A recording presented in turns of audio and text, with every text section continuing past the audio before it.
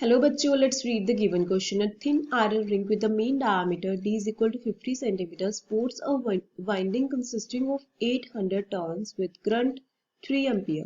The ring has a cross cut of width 2 mm. The permeability of iron is.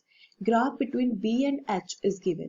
Option A 10 raised to power 3, option B 3 into 10 raised to power 3, option C 2 into 10 raised to power 3, option D 4 into 10 raised to power 3. तो यहाँ पे हमारा की concept क्या हो जाएगा? की concept is ampere circular law. Ampere circular law. तो यहाँ पे पहले क्या है, कुछ इन्होंने कहा है, कुछ ऐसी रिंग बनी हुई है हमारे पास, कुछ ऐसी रिंग बनी हुई है, मतलब ऐसे मान लेते हैं कुछ ऐसी रिंग है, और यहाँ पे हमारे पास इन्होंने स्पेसिंग दी हुई है. इन्होंने कहा है ना b is equal to width कितनी है 2 mm, तो b हमारे पास 2.0 mm हो गई, और इन्होंने हमारे पास डिस्टेंस दिया है दैट इज 50 सेंटीमीटर, मतलब मीन डायमीटर दिया है. तो हम ये कह सकते हैं कि यहाँ से यहाँ तक का सेंटर से, तो यहाँ तक का हमारा डायमीटर कितना है, d हमारे पास कितना हो गया 50 सेंटीमीटर. तो यहाँ पे हमारे पास इनसाइड द रिंग क्या होगा, मैग्नेटिक फील्ड इंटेंसिटी क्या होती है, H is equal to magnetic field intensity. Magnetic field intensity. तो हमारे पास according to Ampere circular law वो क्या होता है हमारा, H vector dot dl vector is equal to किसके हो गया, n into I. n is equal to number of turns, n is equal to number of turns, और हमारे पास I क्या है, I क्या हो जाएगा, इनक्लोज्ड करंट, कितना करंट हमारे पास अंदर है.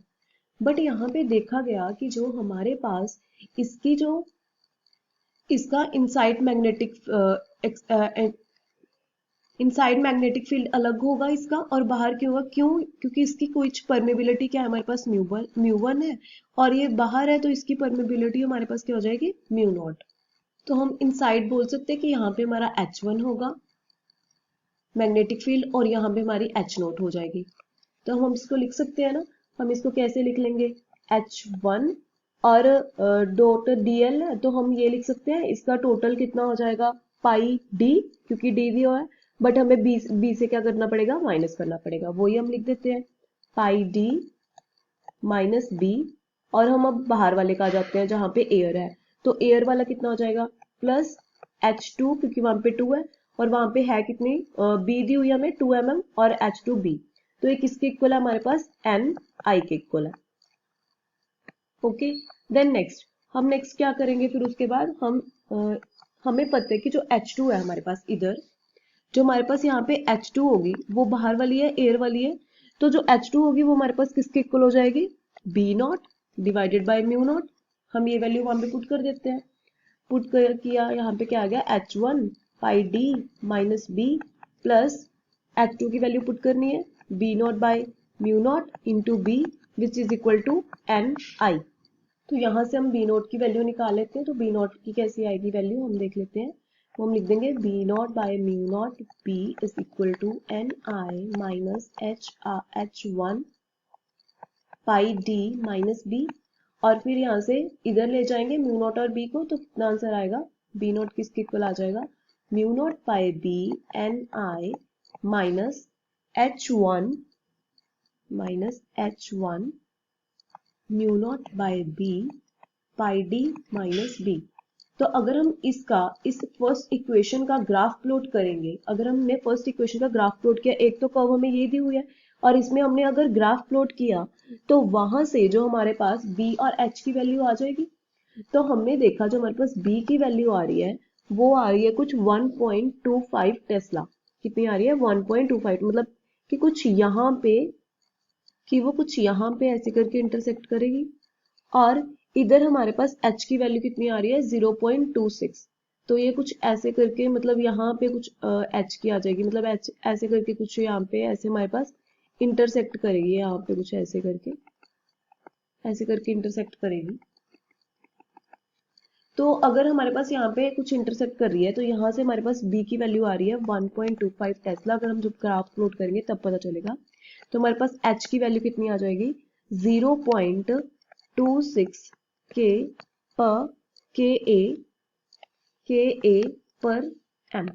तो यहाँ से हमारे पास हमें ये पता है कि जो हमारी b की वैल्यू होती है वो होती है mu not h into b is equal to b. ये h और b के बीच में क्या है रिलेशन है। तो यहां से हम म्यू देख लेते हैं किसके इक्वल आ गया mu is equal to b by h into 1 by mu not. और इसके बाद हम क्या करेंगे अब सारी की सारी वैल्यूज पुट कर लेते हैं। तो हमारे पास म्यू नॉट किसके इक्वल आ गया वो आ जाएगा 1.25 डिवाइड बाय 0.26 इंटू 10⁻³ क्योंकि ये k में था इसको चेंज कर लिया हमने इंटू अब हमने म्यू नॉट की वैल्यू पुट की 10⁻7 डिवाइडेड बाय 4 पाई। ये म्यू नॉट की वैल्यू होगी हमारी सॉरी ये हमने किसकी वैल्यू निकाली है म्यू की। यहाँ पे हमने जब जैसे म्यू की वैल्यू कितनी आ जाएगी ये हमारे पास अप्रोक्स आ जाएगी। अप्रोक्स हमारे पास आ जाएगी 4000 टर्न्स। म्यू की वैल्यू कितनी आ गई 4000। तो यहां से हम लिख सकते हैं 4 इंटू 10⁻³ और यहां से जो हमारा ऑप्शन डी है वो हमारा क्या हो गया final answer. I hope you understand the explanation. Thank you.